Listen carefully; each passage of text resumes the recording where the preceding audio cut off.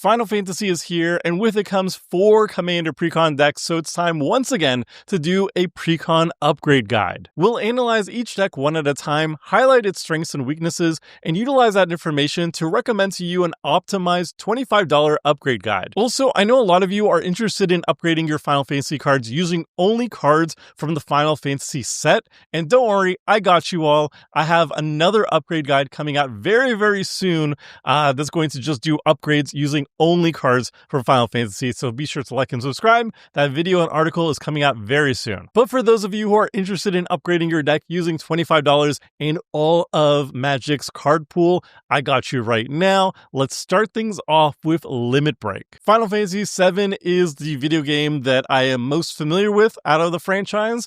I'm personally playing through part 2 of the remake and really enjoying it, so this is the one I'm personally most hyped for. It's a white, red, green equipments deck with a cute Power 7 Plus Matters sub-theme going on as kind of a nod to its title, being a Final Fantasy VII Precon. The idea is simple. Play creatures, increase their power with equipment, then smash face for tons of damage and value. Limit Break looks like a deck focused on equipment and 7 plus power matters, but how focused is it on its themes? For equipment, I count 16 equipment cards, 11 cards that directly support equipments like Pure Steel Paladin, and a handful of cards that indirectly support equipments like Professor Hojo, which makes equip costs cheaper and draws you cards when you equip. Honestly, I think this deck could have had more equipments in it, but it's a fine baseline. Now, the 7 plus power theme isn't really a strong theme in the deck. It's very lightly touched upon.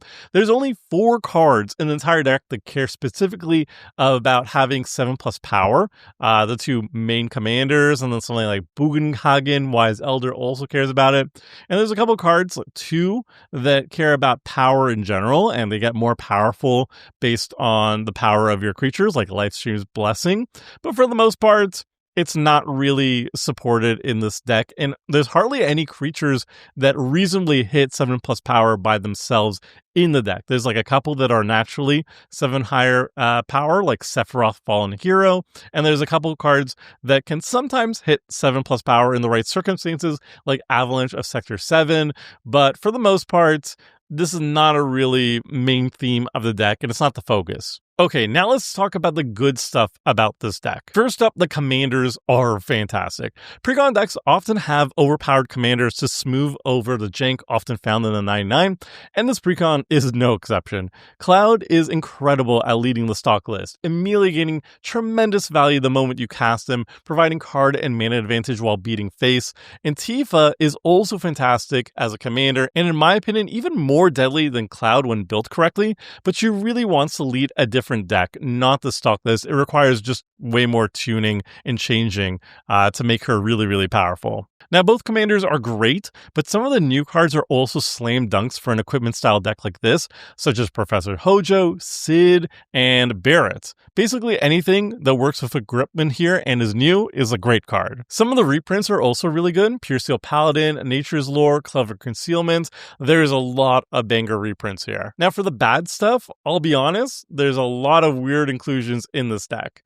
I will assume that a lot of this comes down to flavor inclusions at the expense of gameplay cohesion. A lot of cards here feel out of place. Like Aerith offers a life gain payoff that you will almost never reap the full reward of in an actual game, because aside from Sephiroth or a Wrecking Ball, there's no way to reliably get her to 7 plus power and very little life gain in the deck otherwise. Like sure, you will probably trigger her just return a creature to your hand pretty reliably if you equip her with something and get her big enough and start swinging, but that's not very exciting for a 4-drop in my opinion. The Foretell cards like Ultimate Magic Holy are totally playable on their own, but just feel odd in this deck when there's almost no ways to cast them from exile. We've got a tiny soldier theme going on here with Heidegger, but only 6 soldiers in the deck. It's really not doing much here. And also, why is there Skull Clamp here when there's almost no creatures we actually want dying to trigger it? And what the heck is Hellkite Tyrant Tyrant doing here? We're never going to win off it. We don't have a critical mass of artifacts, even with a bunch of equipments on the battlefield. And the only haste enabler in the entire tech for it is a single Lightning Greaves. And then some of the cards here just plain suck. Like, for example, Exploroscope is a card I ironically love, but I'll be the first to admit that you absolutely need to have a ton of top deck manipulation to make this card good, which this deck simply does not provide. Overall, there's a good deal of jank in this deck, but the commander is so good that it doesn't really matter. Alright, so here's the plan with upgrading this deck. We're going to focus on its strengths, which means leaning hard on the equipment theme, add a bunch more, and take out the stuff that doesn't help it. The other main thing is we're going to go all in on the best card in our deck, which is our Commander Cloud, by turning this into a Voltron deck. We're going to focus on getting him out on the battlefield, protect him from removal, and then let him do all the work for us. We're not going to bother trying to attack with multiple equipped creatures, because it's simply more efficient to load everything up on Cloud, and then explode people with lethal commander damage. Alright, so let's talk about upgrades. First, we're going to be adding a bunch of new equipments, and really good ones. So Strength Testing Hammer, Blackblade Reforged, Lexicon Warhammer, all of these pump up Cloud's power, while also offering a lot of utility for him. I mean, Blackblade Reforged is just a lot of damage, but Lexicon Warhammer gives lifelink and trample, and Strength Testing Hammer is really mana efficient, especially if you don't have to equip for 3 mana. You can just equip for free with Cloud, and then you just draw a card. It's like 1 mana, pump up Cloud, and also draw cards every single turn. It's actually ridiculous here. And then we have more utility equipment, Sunforger just being one of the goats of Commander, classic staple, just an equipment that pumps up Cloud's power immediately to over 7, but then also tutors up powerful instants at any given time, instant speed, really, really good. Hunter's Bow, I think, is very criminally underrated, honestly. It's 25 cents, but an ETB kills something and then gives Cloud reach and ward 2, and that's very good for 2 mana. Leyline Axe, another way to give Cloud just extra damage. Double Strike and Trample is just really good, and then a +1/+1 on top of that to help him hit his 7+ power is very excellent here. The last equipment that I'm adding is Genji Glove. It's a new one that's relatively cheap, but again, Double Strike is excellent for a Voltron strategy, and then it gives an extra combat, and extra combat means not just double the damage, but also double the attack triggers for Cloud, so even more value on top of that. Speaking of overpowering attack, excellent in any Voltron strategy. Just 3 mana, take an extra combat is absolutely excellent. Blacksmith's Talent is a great equipment support piece. It puts a small equipment on the battlefield, but then you can start equipping stuff for free every single turn. And then the final level 3 Double Strike is just fantastic. All right, and then the next crucial part about a Voltron strategy is protecting Cloud. If we're all in on Cloud, we have to make sure that he just doesn't die. So Blacksmith's Skill and Lauren's Escape both are incredibly mana-efficient ways of protecting Cloud or any very key equipment that he has on the battlefield. Restoration Magic, though, is probably better than all of these because not only does it do the same thing, baseline, but then we can dump more mana into it when we have more mana to just protect all of our permanents, which is really, really good. And we gain some life on top of that too. We're also in green, and Cloud is fairly expensive, so we might as well just ball out with the best ramp available to us in the format. Viewpoint Synchronization, another free writing card that I think is grossly underrated. Excellent in Voltron strategies. Like, it requires Cloud to be out first, but then it's an Omega level cultivate to make sure that we keep just casting all the things we're drawing, and if we need to recast Cloud, it's super easy. Kodama's Reach, Farseek, all of these just curve into Cloud really, really well, and Kodama's Reach even puts an extra land into our hands, so we're always never missing land drops. It's nice. Then we got some sweet card draw with Hunter's Insight and Hunter's Prowess. In a Voltron deck, this is like pay 3 mana, at instant speed, draw like 7+ cards, or Hunter's Prowess even gives it trample and an additional 3 damage, and also 3 cards drawn. Bruno Battlehammer is another excellent card for Voltron. Cloud's just loads up on equipment, and then we just add a bunch of power to him for free, and we get to equip another thing for free on him. And if Cloud is out of the picture, then Bruno can kind of double up as a backup win condition too. We just put our equipment on him and he gets massive. The last thing I'm doing is just upgrading the lands. We have a little bit of extra budget to play with, so might as well just make the 3-color mana base a little bit more consistent. All right, and then these are the cards that I'm going to be taking out for those upgrades. I'm not going to go over a single individual 101, but basically, if this card doesn't further our game plan of Voltron killing with equipment with Clown, then the card is cuttable. Okay, next up is Final Fantasy VI Revival Trance. This is a white, black, red graveyard deck focused on milling and discarding creatures with cards like Citrus Supplier and Big Score, and then utilizing the creatures in the graveyard, mostly by reanimating them. Stuff like the Falcon Airship Restored is really, really cool because you can like discard it and then reanimate itself and then use it to reanimate other things.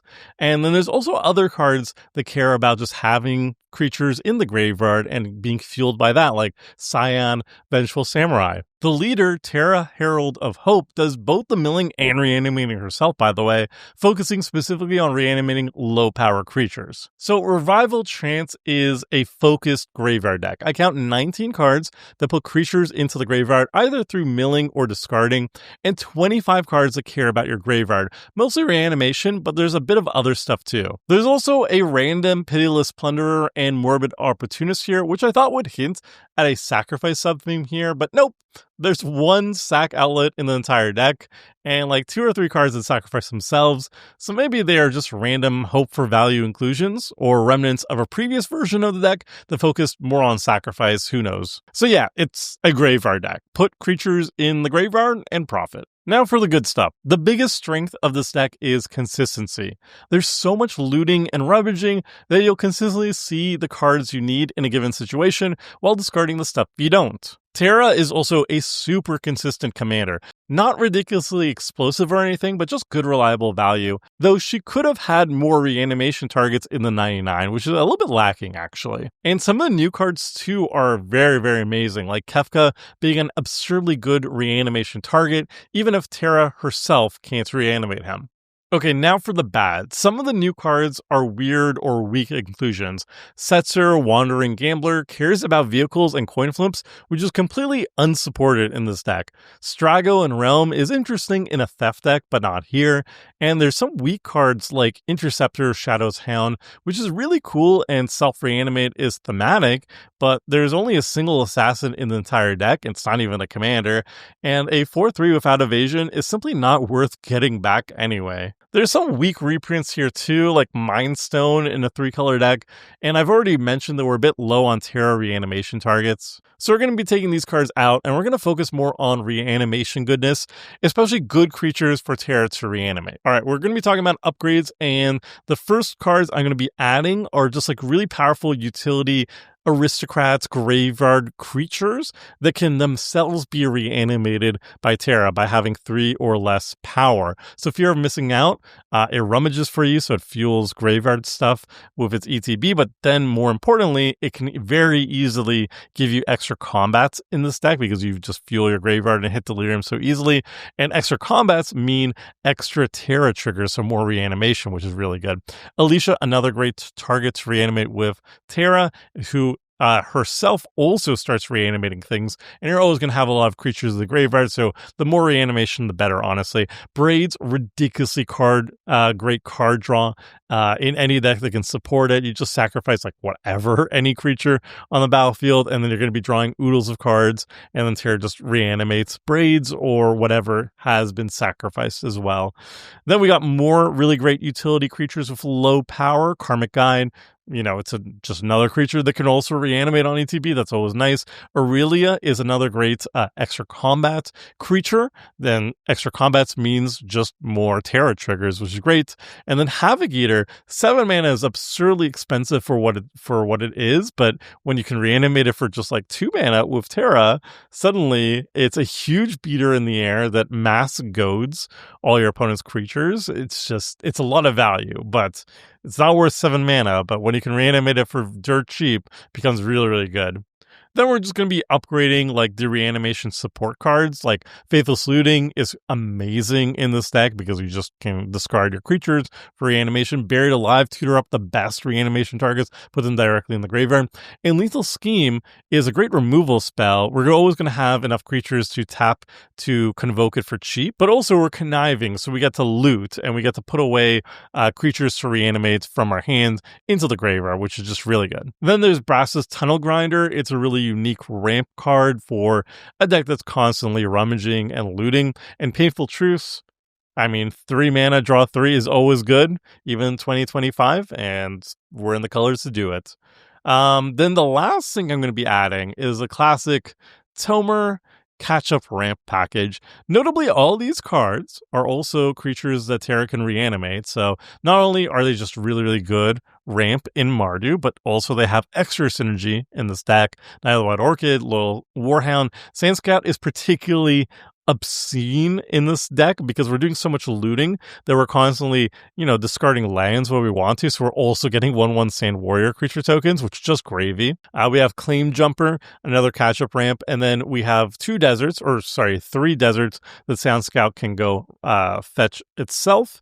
And then we also have the Bounce Lands. The Bounce Lands add some mana fixing to the deck, but also lower our land count, our overall land count. So our white catch-up ramp is more consistent here. And then here are the cuts. Again, I'm just cutting things that don't fit particularly well with this graveyard reanimation theme, especially if they're creatures that Terra herself can't reanimate or just doesn't want to reanimate, So yeah, and we fix up the lands. So we took out all the bad lands and we put in better lands, essentially. Next up is Final Fantasy XIV. We've got Scions and Spellcraft, which is a white-blue-black deck that is all about casting non-creature spells for value. And you get bonus value if the spell has a high mana value. Non-creature spells like ramp cards and removal fuel a bunch of cards like Papalimo Totalimo and Hermes Overseer of Elpis. It's all about casting non-creature spells for value. Alright, to meet its goals of casting non-creature spells for value, I count a whopping 43 non-creature spells and 18 cards that care about non-creature spells, with 4 of those only caring about instants and sorceries like Fandaniel. For the high mana value sub-theme, though, I count only 4 non-creature spells with high mana value that you can cast for cheaper, like Snuff Out, and only 3 cards that care about high mana value at all, though this includes both commander options, which is notable. There's also tons of extra little sub-themes going around, like there's 14 cards that make token creatures, and about 4 cards that beef up your tokens, and there's equipment cards that kind of seem like a weird inclusion, but they all riff off Y'shtola really well, like Reaper's Scythe growing quickly from our commander's ping ability, and Dancer's Chakrams gaining us tremendous amounts of life when equipped to her. So there's a bunch of really cool synergies going on, but you get the picture. Now the good. The base commander is utterly busted, really, really busted. One of the most powerful face commanders I've ever seen. It's an absurd card draw engine and finisher and life gain all rolled into one. Heck, even if you become the arch enemy, which you often will be playing this commander, getting punched in the face for 4+ damage still draws you cards. It's so ridiculous. I'd argue that Y'shtola falls into the too strong category, and I'm not a fan of how power creepy it is, but it's hard to deny that this will excite a lot of players who like obviously powerful commanders. And in fact, according to EDH Rec, it's probably going to be the most popular Esper commander of all time in short order. There's also some good reprints: Propaganda, Archaeomancer's Map, Snuff Out. These are all very solid cards that work particularly well here. As for the bad, I feel like this deck is kind of nerfing itself so Y'shtola doesn't curb stomp all the other precons. The stock list is filled with these cute little synergies which add depth and complexity to the list, like casting 2 spells per turn, legendary creatures matter, tokens matter, all these little sub-themes going on. But Y'shtola is very clear on what she wants to be doing, and that's chaining together high mana value non-creature spells, and this deck kind of simply refuses to do that a lot. If you simply dropped all the cute little sub-themes and focus on Y'shtola's strengths, the deck becomes an absolute monster. And as someone who likes cute sub-themes, I actually really dig the design of this precon, but if we want to upgrade it, then it's obvious that we gotta cut all of these. Alright, so upgrade time. Since one of Y'shtola's triggered abilities just deals damage to all of our opponents really, really efficiently, it's really easy to turn that into immense value. Curiosity, Tandem Lookout, Helm of the Gasload, all of these combined with Y'shtola just means whenever we're triggering her Drain ability, we're also drawing a card for each opponent damage this way. So if we have 3 opponents, Curiosity, Tandem Lookout, Helm of the Gasload, all of them just say whenever Y'shtola deals damage to each opponent, we draw 3 cards, which is ridiculous. Or you slap on Sigil of Sleep, and now instead of drawing cards, we're just bouncing 3 creatures, up to 3 creatures, every single time we trigger Y'shtola. Absolutely bananas.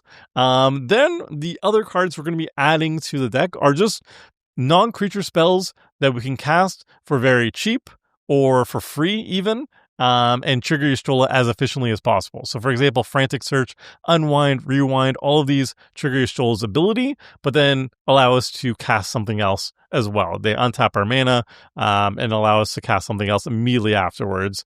Press the enemy, Sorcerer's Squall. These are also cute Y'shtola synergy cards where they just both trigger double spells, so we get the maximum value. We get the card draw out of Y'shtola's ability too. So we just like press enemy, trigger Y'shtola, cast something else, trigger Y'shtola. Same thing with Sorcerer's Squall. Really, really good. And then we even have some, I guess, a little bit cutesy free spells essentially. Angelic Favor is garbage, but it's a 4-mana spell that we can cast for free, and is like a pseudo little bit of a blocker, which is kind of nice. Meaning of the Minds, if we tap down a bunch of creatures, we can cast this for as little as 0 mana, and again trigger Y'shtola. And then Spitting Darkness, old school pauper tech over here. It's another 6-mana spell that we can cast for free. Pick off maybe a small little creature or whatever, and then also trigger Y'shtola. And then on top of that, there's some other cards that work very well with Y'shtola, like Risky Shortcut. We can make everybody lose 2 life, trigger Y'shtola, make them lose 2 more life, draw a card, on top of drawing 2 cards off Risky Shortcut itself. Undermine, counter something, trigger Y'shtola. And then, we got to have a Ghostly Prison here because, again, we're going to be an arch enemy at the table. Y'shtola is so broken. We might as well make it difficult for opponents to attack us. And then finally, we're just adding a couple basic lanes. There were a couple bad lanes in the deck that I wanted to take out, so you might as well just put in basics because they're still better than the bad lanes. And here are the cuts. Again, I'm just like taking out the cards that are like little cute little sub themes going on that don't really work very well with Y'shtola. We're kind of just all in on Y'shtola, so we're just clearing some path for her, basically. All right, the last one's Final Fantasy X.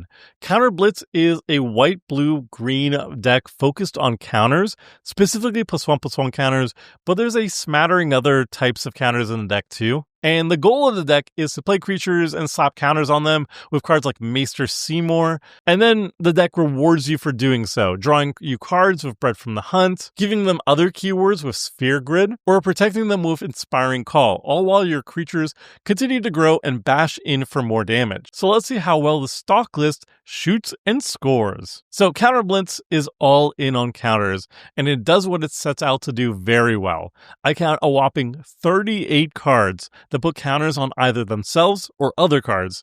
Nearly all of these are +1/+1 counters, but there's a bit of other stuff too. I also count 31 cards that reward you for having counters in some way, such as Inexorable Tide, which proliferates all those counters, and Riku, Resourceful Guardian. There's no other themes that I'm noticing here, by the way. It's all in on counters. Of all the precons, Counter Blitz is clearly the most focused on a singular goal, and nearly all the card choices are aimed at synergy with its counter theme. Now let's talk good stuff, and there's a lot of good to talk about here.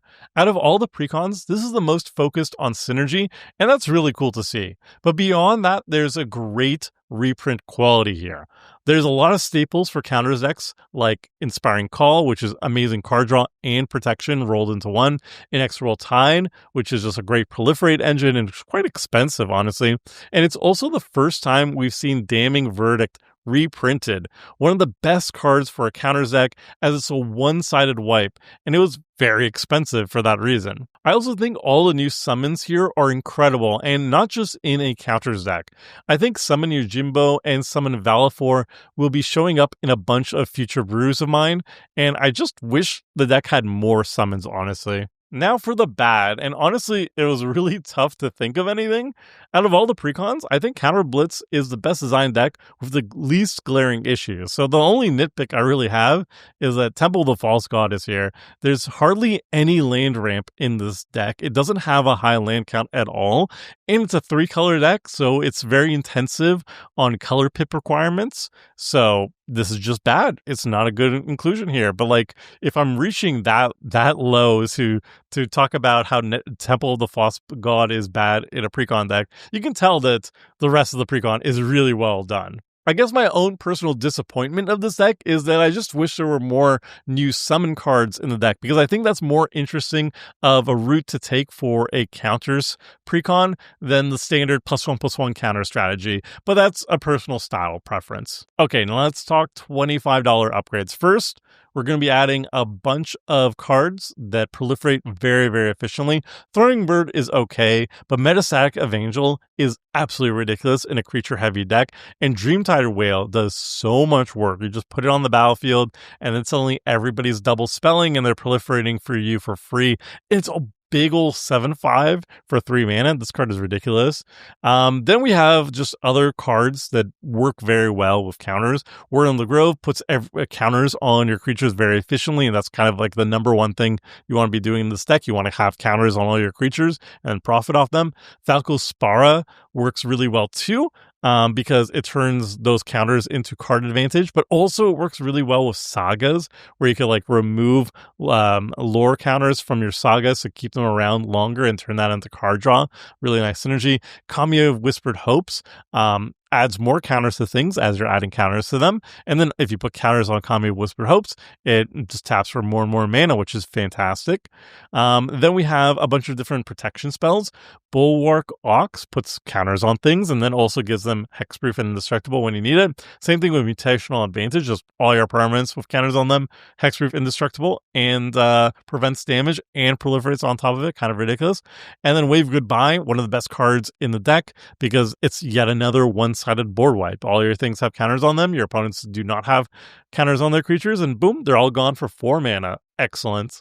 Then we have a bunch of cards that also benefit from having counters on them or just having counters on your creatures. Evolution Witness is just constantly returning cards from your graveyard as you put more and more counters on it. Kutsil turns all your big beefy creatures with counters on them into card draw. And then Champion Lamphold, you put counters on it, it grows and makes it very difficult for your opponents to block. We also have some really unique ramp options here. Piercing Gene Stealer loves getting extra counters on it because it turns all those counters into ramp. Summon Fenrir is another summon that just works excellent here. You could remove lore counters from it on this thing, or you can just speed up its lore counters, whatever you choose. And Astral Cornucopia, one of my favorites. I think my favorite out of all of these. Yes, it's a mana rogue. Yes, it's a mana rock in green, which is kind of a meme, but as long as it has a single charge counter on it and you start proliferating like crazy, it starts tapping for insane amounts of mana. I love it. And then we have one more ramp card that's thematic, Ordeal of Nylea. Esper Origins flips into a summon that's really, really powerful. And then I just added a couple more basics because there were a couple bad lands like Temple of the False God in the deck that just needed to get taken out. Yeah, those were all the cards that I'm cutting, and I think most of them are self-explanatory. We're just going all in on counters, so anything that is just like less efficient at adding counters on things is gone, and that's basically it. And that, my friends, is a wrap for the $25 Final Fantasy Commander Precon Guide. Like I said, I'm going to have the in-universe Final Fantasy Precon upgrades where I don't care about budget or anything. I'm just trying to add the best upgrades that are within the Final Fantasy universe to these Precons. And that's coming out really, really soon, hopefully in a day or two by the time this video gets released. I'm also recording at like 2 o'clock in the morning. So if I sound a little bit weird or anything, it's because I'm very sleep deprived. I'm heading over to Houston in like an hour after I record this. So I'm going to be editing on the plane and stuff. So yeah, hopefully it was still coherent enough to help you. And the article is going to be more coherent than myself. So if you want to see a written guide, just head on over to the video description. There we go. Yeah, I'm tired. Okay. I'm going to be ending the recording here, and I'll see you all later. Bye.